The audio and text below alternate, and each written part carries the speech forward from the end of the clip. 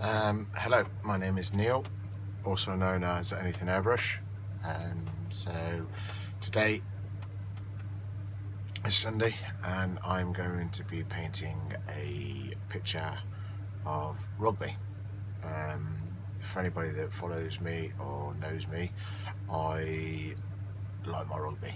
So with the game that we had today, which obviously England beat France, I decided to do painting of not this particular game, the game last week, which was England versus Ireland.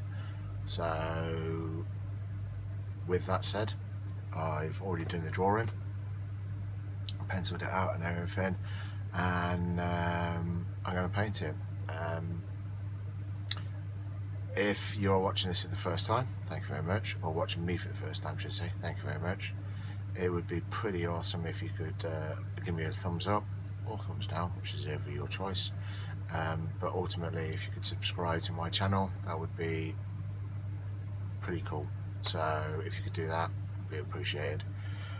With that said, I'm now going to start painting. Format is obviously, clearly, I will time lapse it. So I may not get it finished today. Probably not, because ultimately at the end of the day it's quite a complex drawing really. I will flip it round just to show you the pencil drawings, and then after that I will put you guys into time lapse, or me to time lapse. So let's rock and roll, let's get some painting done. Happy days. Okay, just as a quickie before I do actually start painting, I don't know whether you'll be able to see it because it is quite faint, but there is a pencil drawing, there we go, of a rugby tackle.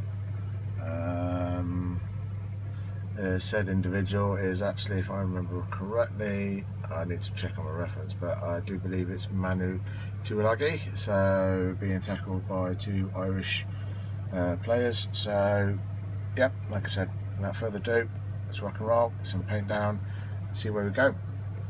Catch you in a bit. Bye.